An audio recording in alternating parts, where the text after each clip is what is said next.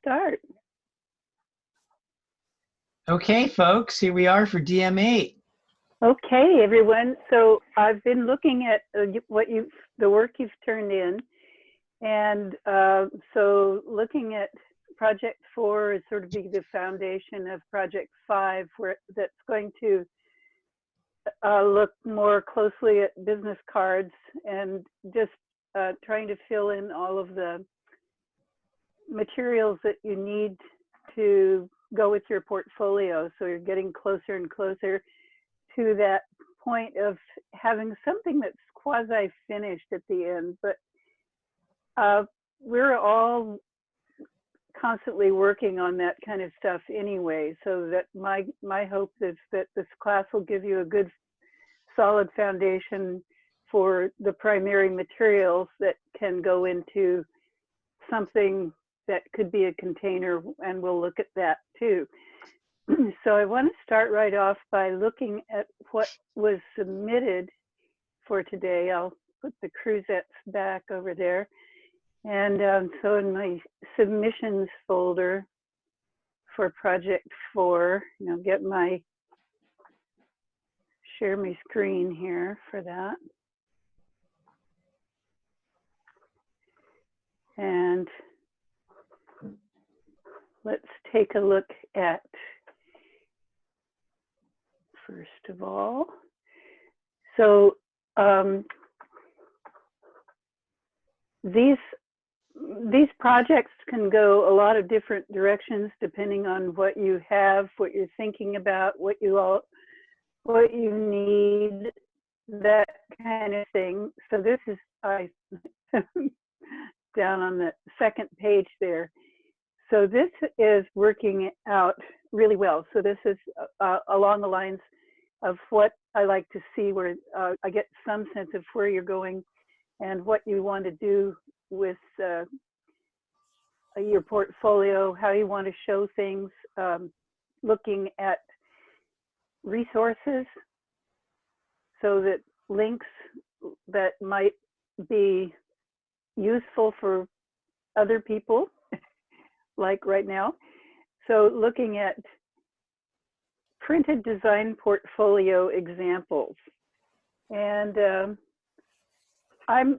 today I was especially impressed by this piece here. Oh, the binder clip. Because they do appear everywhere.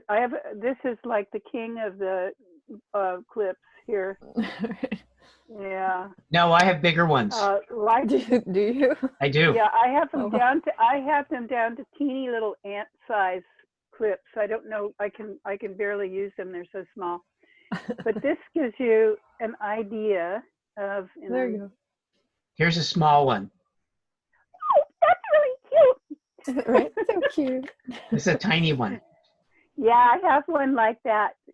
I know that you are the paperclip person, and this won't be the last of it, because when I take a look at this source, so different ways of showing off what you do. Maybe it is a book, maybe it is something in a magazine, maybe it's something that's published, and you want to hold it open so that you can photograph it and show it in your portfolio and talk about what you do. So again, showing off is a really good idea. That's when you feature your stuff, make sure that it looks its best. And so the element of surprise, and this morning I woke up really early and I started writing things down on my phone, and then I sent them all over to a page that I'll be looking at later on. I'll probably be very embarrassed, but one of the things was the element of surprise, which I call surprisium. And I don't know where it figures on the scale, but anyway, surprisium is a really important element to feature in your work, so that when you open something up, we'll be looking at a piece that has that. You get something along these lines. And then we're talking about about portfolios that are all on a page. And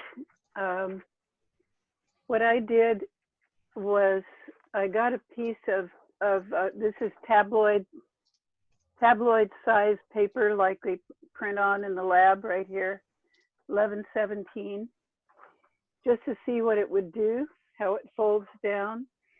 And so I started folding it down, and I put a little something on the cover here, and then I Oh, cool. unfold it this way, and then so this is like a resume, an introduction, or a cover letter, or something like that, pared down on those 2 pages.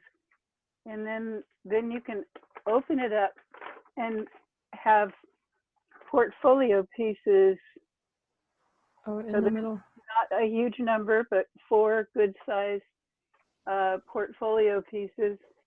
And then when they open it all the way up like this, you can do something kind of spectacular. So that if you were going to use just a regular piece of paper like this, you could work it that way. Again, it would take practicing with it and seeing what's going on. So like this piece here that we're looking at, which is smaller than the one I was showing, you would, well, not much smaller, it's about that size. Then it folds down to something that is really send outable and shareable and that kind of thing. So Seth was talking about a booklet, and he did a booklet for DM2, but it doesn't have to be that this size. This is the one he did for DM2. And so you can get a lot of great art in here, but if you were to do it smaller and make a bleed, this is one I got several years ago, as it was the way people sent out things. It's also got a nice illustrator and overall design. And when you get inside, the front cover folds out, so folds out and it's got something else in it. And then it was in the old days when we used to have these things called CDs, and so in the back Okay. was that. And so this came, there's a really excellent artist with the state senate, academic senate, and she's the one who, she was doing a whole piece about helping students through math and that kind of thing. And so she did the illustrations. But this is a really nice hand-sized format that could go for a few pages. And what we're looking at here, that's in the link that Julie included, is something very much like that, except it folds out like the one that I was showing from a tabloid size paper. So if you're going to get into this as soon as possible, you'd want to get your hands on the material that you're thinking about using and start either folding or formatting or planning it to see how everything's going to fit in there, and using InDesign to mock it up and typeset it. So this is another way of going where it's a kind of the story behind the work. So it's like you're revealing something that's like not a secret exactly, but adding more value to what people are looking at. And so digital media, it's saying not to neglect the CD, but I don't know how many people would actually be doing that now. Commemorative frisbee. Some people I know have I don't know, several thousand CDs, and they're also in storage units and that sort of thing. I don't know. Anybody I know?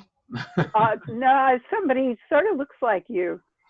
All Actually, these are CDs right here. it's more like 8,000 CDs, and yeah, they're in storage units and my house. Yeah. Yeah. My futon's covered right now.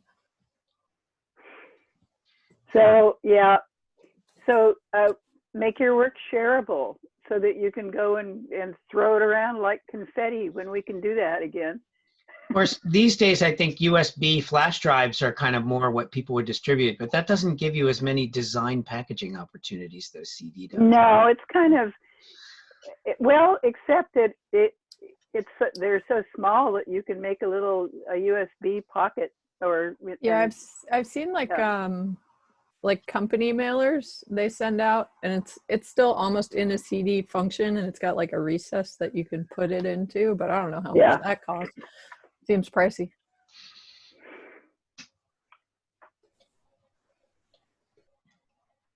So this one is making them want to keep your portfolio. Give it a useful purpose. So this is a bulletin board. Oh gosh. Okay, that's a good thought. And maybe a bag is very popular. And this is another part that occurred to me in my pre-dawn thinking about the class, is thinking about all the talents you have and trying to bring them to the fore and make them show. So a lot of us have done many things like, oh, I don't know, sew and performance art and stuff like that, that you want to kind of bring that out, those kinds of things out, illustration certainly, and show them off. But if you're good at fabricating things that are quite detailed, like something like this cutout letters, then you want to make that part of what you do. Of course, those would be pretty precious. You would probably, and expensive, because you wouldn't cut those out each and every one yourself. You'd have to go find a service that could do that. But it's the thought, the thought of remembering all the skills you have and bringing them into the picture. And there's a possibility that you might be getting hired for that thing unexpectedly. Oh, this person can do this and this too. So yeah, so kind of that's stuff that we want to be exploring and investigating. Okay, so that turned out to be a pretty good link to, so including this kind of thing in your work will help with sharing it. And this one looks like one of the things I want to talk about is alignment across columns.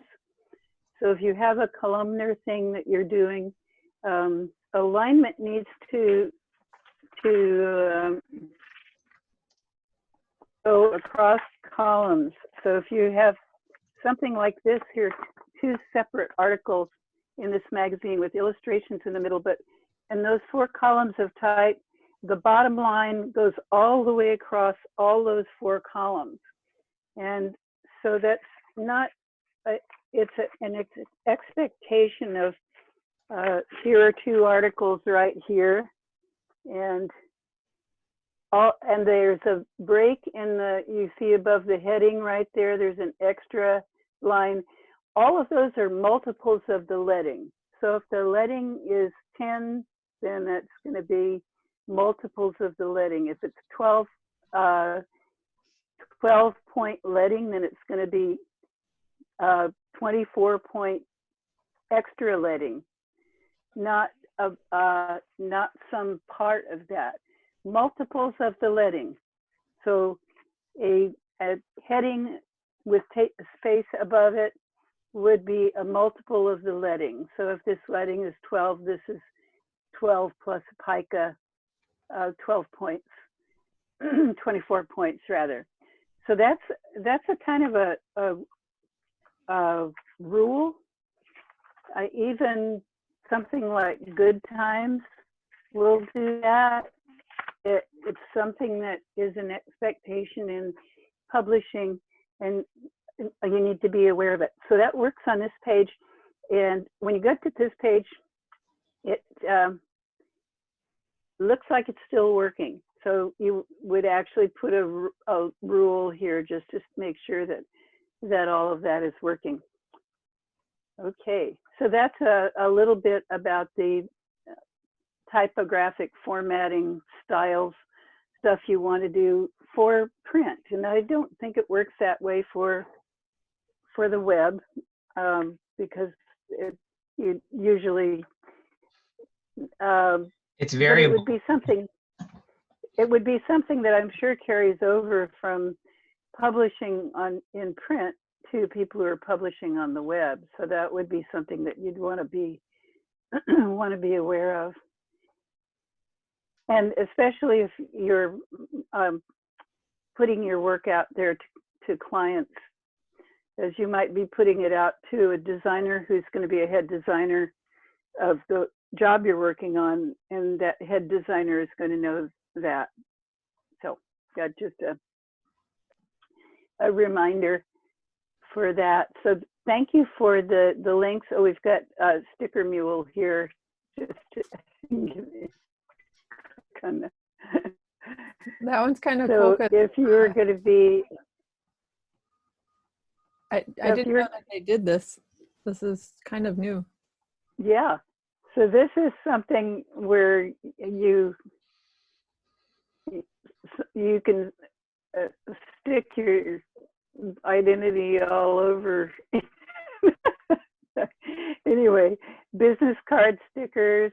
So that's, and there's just jot that down if you're interested in, or I could put all the links together, or John maybe put the links together and we could put them out there from these different sources, so you could go in and gather those.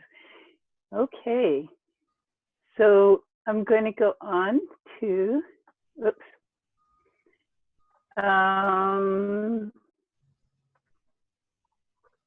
See, I got some of these in pieces, and maybe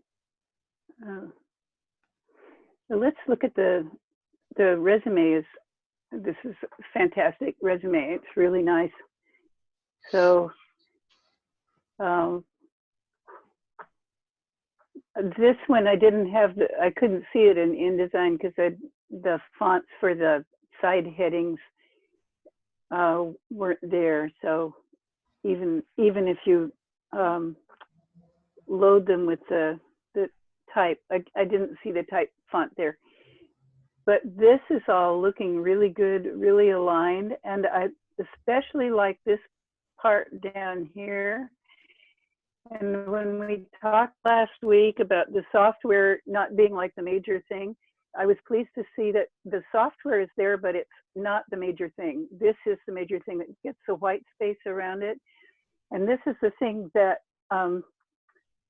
the person who's hiring you will read. So when I attended this webinar last week, which I've probably referred to a couple of times, these kinds of skills, not maybe the standard ones that we've been talking about before, possibly, but certain skills like curiosity, and that really tells somebody you're going to be working for that you have potential for bringing new ideas on board. And that's what everybody seems to be looking for, is the combination of both physical and web type of production and how to merge those. And so the teams of programmers and designers are being encouraged. So that's going on a lot right now. So having these kinds of attributes listed is really a good thing. So I was very pleased to see that. But overall, let's just go up here, and see the rest of it. Let me see if I can do it. Yeah, there you go. But that's really nice. And then there is, let's see, I think that this is the one.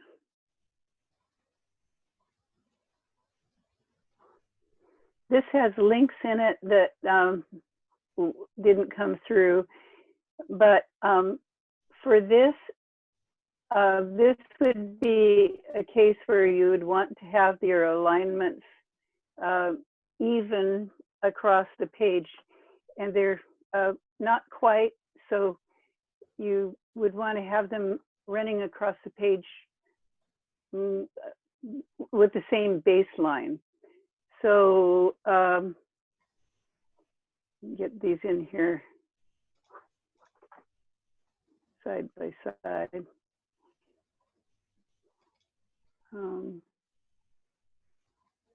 It should be opening up in here.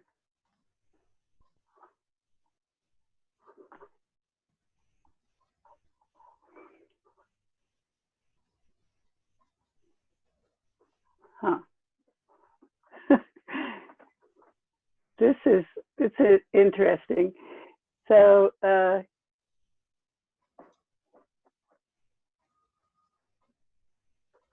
all right. So then this is the one that I did where I aligned, I essentially took the same page, and then I aligned all the type across here. And so I got everything in the, I also did something that you may not know how to do, but so this would be looking at the, let's see if I can go over here to do this one.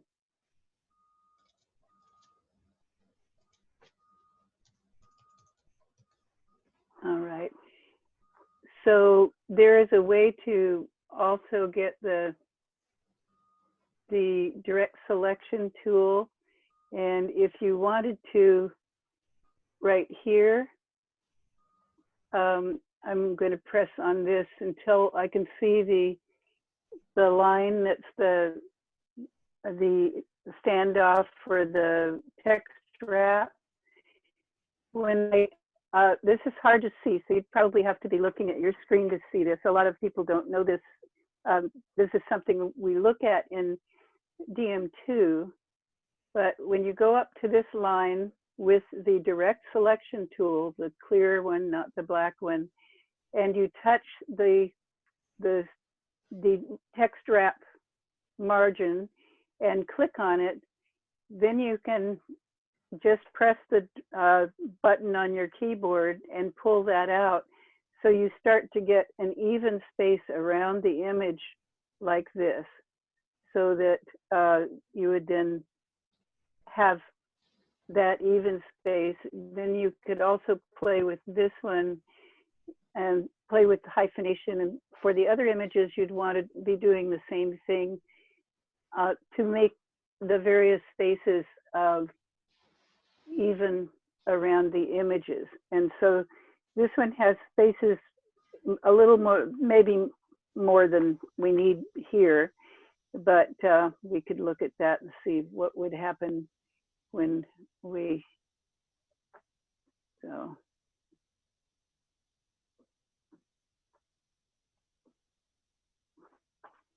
Okay, I have to click on it with the black arrow and then, there it is. And you have to see the little, not this, not this, not this, but this, the line. You have to see the line next to the clear arrow in order to select that, and then you can move it with your direction keys on the keyboard to make that space there that wraps the text wrap space. But this one then has even even spaces around the images, and then the type is all even all the way across, all the way down, because this is a multiple of the leading. So I think the leading is, let's go see what I mean by that. So the leading here is 12 points. And then when I click on the paragraph side, the extra space above paragraph is 12 points, 1 pica.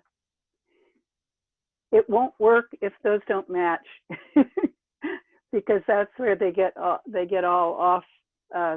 So you use the same multiples of the leading for the headings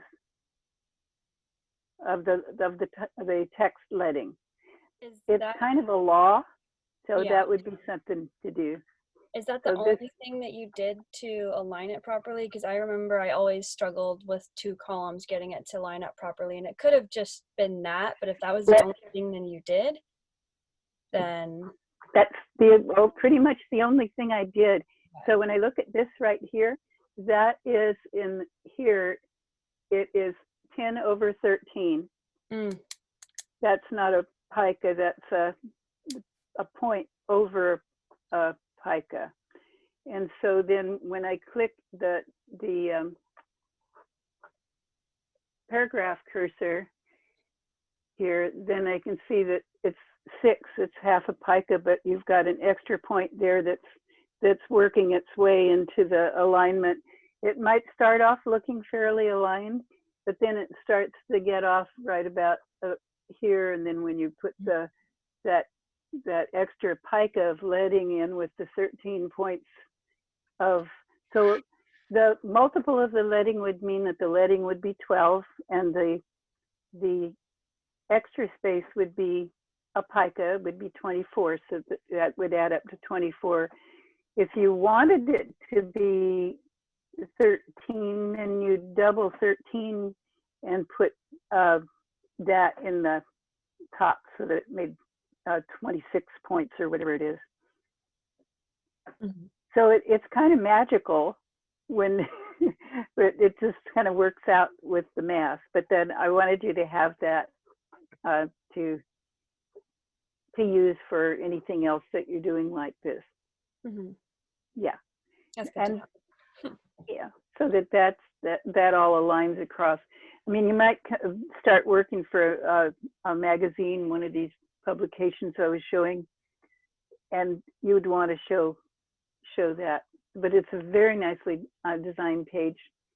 And I wanted to go over and take a look at the page itself.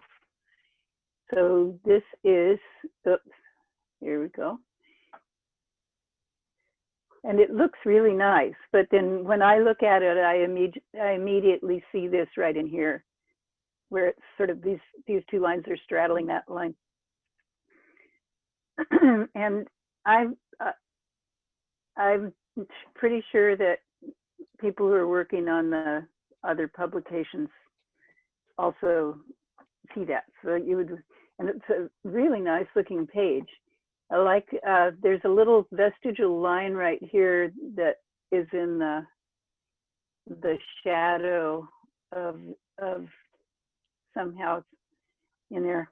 I don't know what's making that, but this kind of typesetting makes a really nice impression. It was just that little detail that you want to work on, or you just have to add up the points. Yeah. Also, this color is really nice. The blue color with it just has a really good feel to it. So the page is a winner. Just working on the all the details. Working on the type a little bit would be the next thing. That's my duty as the digital publishing person, to let you know about that. I'm not sure if So, and I'm going to open up this too, just to see if that's,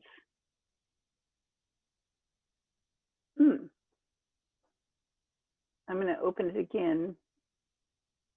Okay, I don't know what's going on there. It should just open to a regular folder, and it's got, does it have zipped files within the folder? Annie, are you there? I'm sorry, what was the question? Does this have multiple zipped folders inside the zipped folder? Because I'm opening the zipped folder and it keeps producing more. It's like, I sent 2 zipped files, but separately. And I only okay. put 1 into the canvas. Okay. Well, let's just see if we'll look at this one. I think that this one looks like it has something different from this one. This has a new personal logo. That was the one you sent second, right? Yeah, Okay, well, let's look at that one then. All right. they're So pretty much the same. So I'm going to look at the IDML here just to get a sense of the page layout. Oh, this is lovely. So I'm going to be, so for something like this, I would probably use a slightly smaller, if you're going to use sans serif for the type for reading, serif is a little bit better to read, but if you're using I was going sans by the serif, online rule where it says that online it's easier to read sans serif. right, so that would be definitely worth doing. And 10/12 is a good amount. Again, if you're using paragraph space, then it should be an extra 12 points, an extra pica, so that these columns all align across the page. I heard you get extra credit if you use 10/12 Comic Sans for everything in the project. Is that correct? Right. Yeah, that's what I said. So I would probably go in here and take the 6 points out and then put make a paragraph indent for these so that they do all line up. First line indent on the paragraph. So that let's see where all these, so that they would have you'd be looking at where's my first line indent right here. So you'd be looking at a first line indent, maybe something like that, so that and you could probably get away with a slightly smaller 9 point might be all right too, but it looks wonderful. So let's just do a Shift W to see. Yeah, I feel like the same leading with 9 point might work better, because it's a little bit just to see. Let's just go take a look at that, and then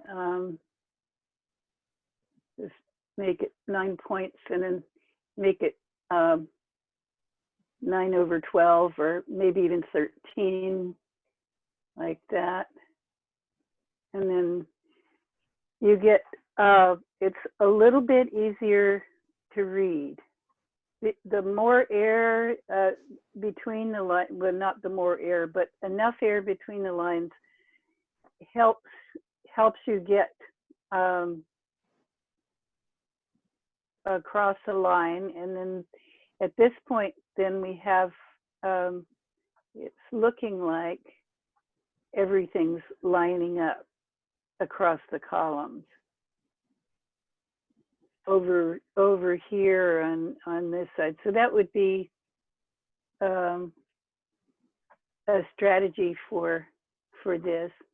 And you'd want to go and find out where your, where your line is, and then just make this be.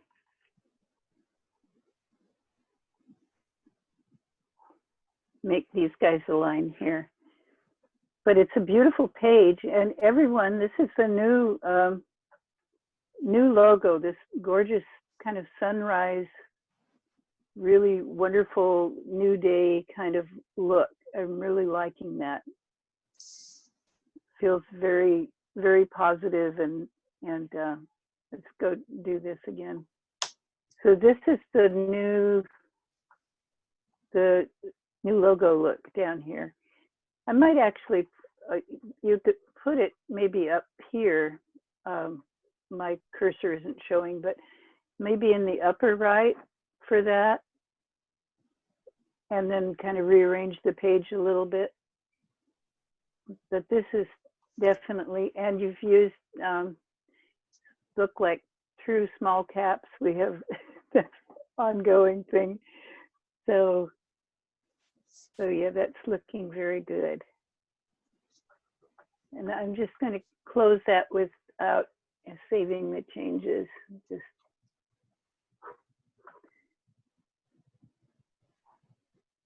cancel.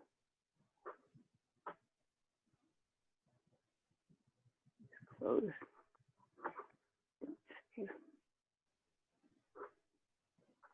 All right. And close this one too.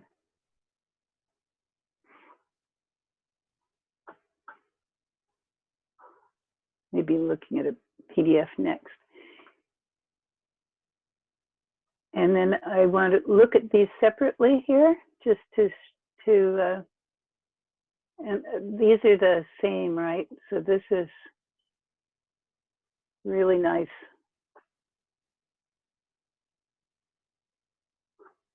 Going in a really good direction. I like it. I like the. Yeah. It's very happy. Let's look at the JPEG too. Oh, that's got a little something different. Wonderful. Okay. Yeah, I really like that.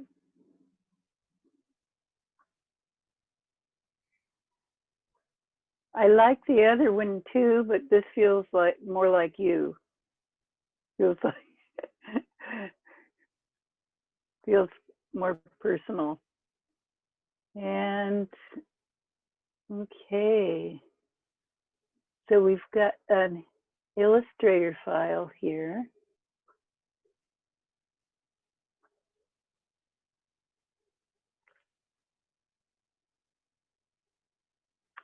Oops. Yeah, so the fonts on this, let's go get the PDF so we can see that.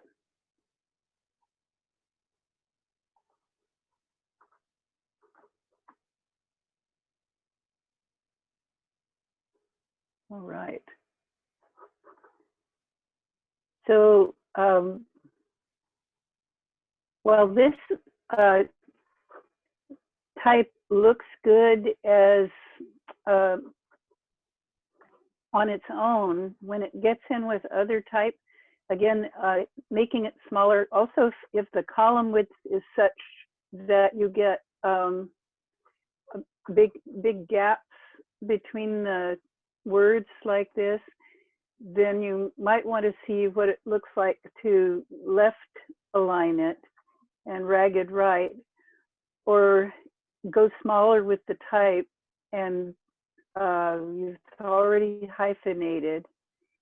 So those are kinds of things that you'd want to be aware of. Also, for the span or duration is an M dash. So that would be something to note. We've got hyphens, N dashes, and M dashes. So that one would be for an M dash. And I really like the typeface here, but I think that it has to be smaller with the same leading, and maybe if it's a little smaller with the same leading, some of the holes might fill up. Even with the hyphenation, they're not filling up there. So that's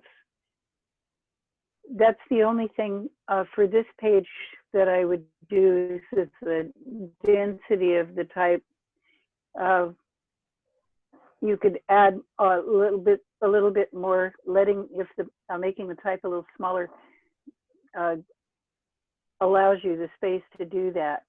But since I can't really get into the Illustrator with the right type, there's no way of showing that. So it's a smaller type and the same leading to start off with, so that you would be kind of filling the same amount of space.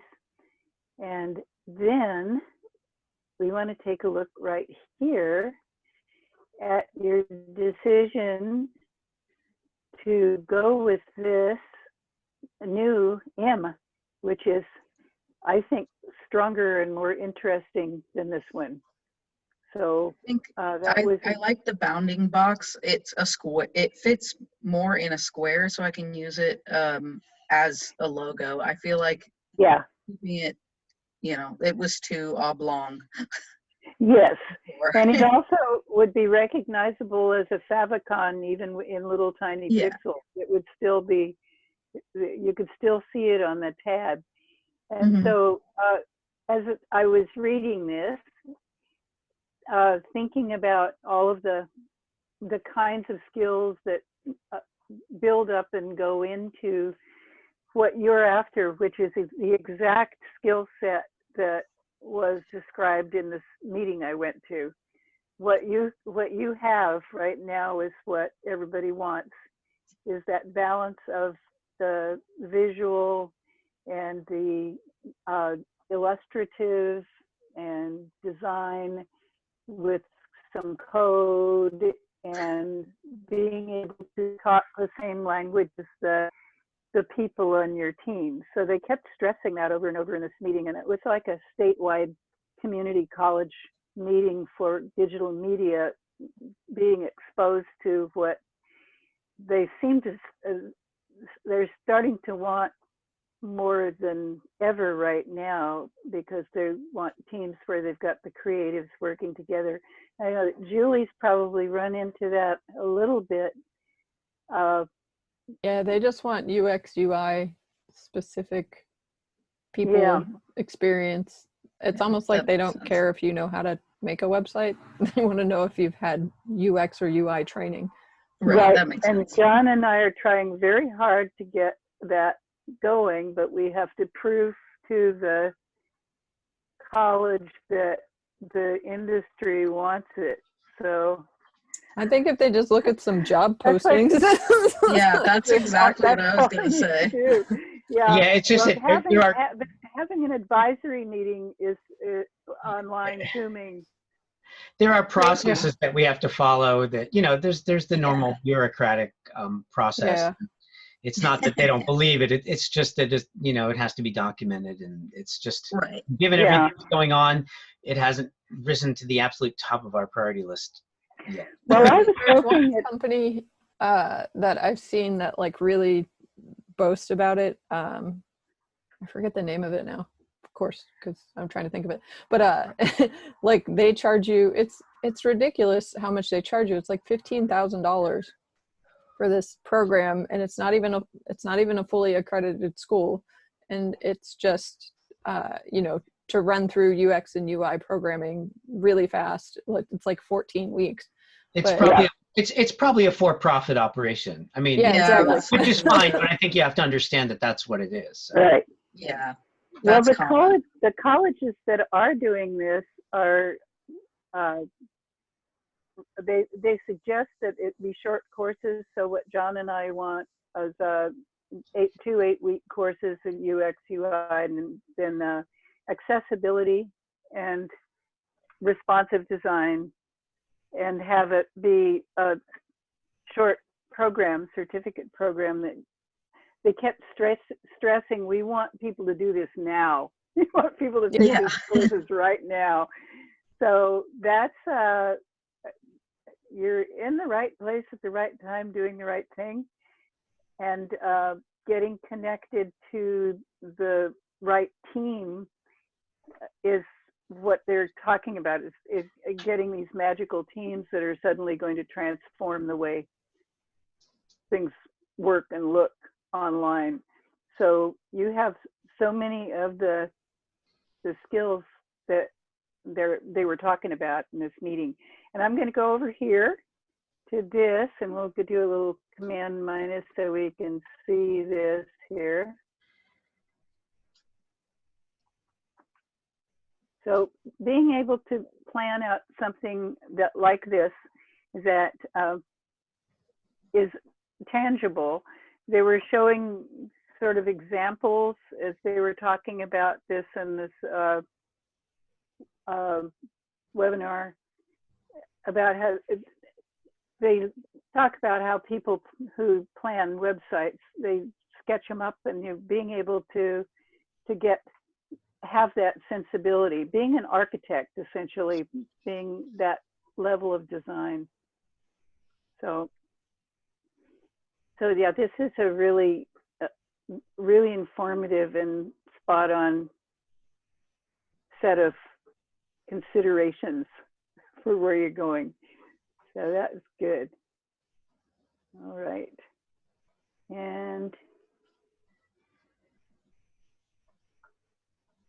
yes, I would just play with the type, make it a little bit smaller to put more air between the lines. Just to experience that, see if I'm right.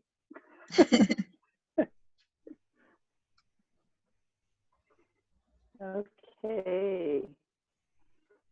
So this is a very nice page too, and this is getting into reinforcing, let's see all of that, all of the elements that are being considered for showing, and the places where that would happen. So Adobe Portfolio was one of the places that I kind of poked around in, and Wix and Behance is another place we're going to be looking at a little bit today. Just is one of the designers that I really wanted to see and show you sort of disappeared online and resurfaced, found in Behance. So we'll be taking a look at that a little bit later. But there's some really nice things in here that the new logo that's going on, and then just some elements that are like little kind of elements that are introduced into the work right here. So those are the kinds of things that I was thinking about today, is all of those things that we dream up and imagine and sketch out, explore, all of that kind of thing comes from our varied backgrounds, and being able to see them all together here really helps. It also helps to have a group ongoing where you can all talk about this stuff, and where you talk the same language and you're doing the same kind of research and investigation, so that you might even create your own team that would do the things that somebody would want to hire you to do. So yeah, so that's a good one. And then we've got, so Seth, I'm going to open up your PDF here. Beth, I just want to mention that it's 3:22, so we're getting close to a normal break time. Just in a little bit. Okay, we want to be normal. Yeah, so 5 or 10 minutes. Why be normal? So this one too, I would just in terms of the typography, I'd get these aligned across here, but that's just moving stuff a little bit. But overall, the page has a quality that would be very it would be received really well, I think. There, you want to make sure that your PDFs is not possessive, but plural. So you just put an S after PDFs. And then, yes, spell check. So the K gets in your sticker there for something like this. I mean, if it's going to go out to a client, you'd be looking at that. And then for any paragraph that has paragraph spacing, you don't use a first line indent. The first line indent is only for paragraphs that are evenly spaced. And so if you have a space, you want to make sure that this space, and this space are the same for consistency. And then probably split the difference between these two and use that for all three. Then have the first line of the subsequent paragraphs also aligns. So the paragraph is just for type that is all the same spacing.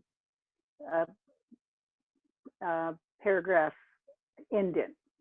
And then if you have extra spacing between paragraphs, there's no first line indent. And this, the 42 in your name is nicely consistent with what we saw in your cover letter and the resume. So this one here this might have a little bit more, I don't know if it had more contrast in it before, I'm not sure. I think I've seen that cover before. Is this for DM6? Yeah, I was having issues because because the original design was done in InDesign, and all the little pieces and parts of it didn't quite scale right. Right. So I kind of just put it in there because it was the sample that I had. That was my work. So it's a holding place for how. I like the feeling. It looks like a gift box with the ribbon crossing there. The two stripes look like you're, giving somebody a present. And so these elements here, the stickers and logos and the social networking work, but this one looks nice, but it doesn't pop maybe. So you want something in there that kind of pops like the others, just or maybe just but you need something for the booklets and the PDFs, something with a strong color. Yeah, a little black bounding box around it behind it might work a little bit better. Separated from the white page. But overall, the page is working really well. So the general page design, just those typographic things that I want everybody to know about in terms of styling and indents and paragraph space and all of that good stuff. But yeah, the gift box feel is really nice, and this up here at the top works really well. So it's just about there. Okay, so I don't think there's any more that got submitted. And what I'd like to do now is we'll take a break and come back and look at some examples that kind of lead into Project 5, which is going to be more of the same except focus on, so we're refining everything and focusing on the business card a little bit more than the others. I submitted mine. Yeah, I did too. Do you want us to email them to you? For Project 5? For Project 4. Oh, yeah. Okay. Yes, I'd need to get are they submitted in Canvas? Yeah. Okay. I checked just before class. I'm going to have to look again and see what's wrong with that. Yeah, so I'll check over the break. You guys go take your break, and I'll go look for those. And John, maybe you could help me look for those. Okie dokie.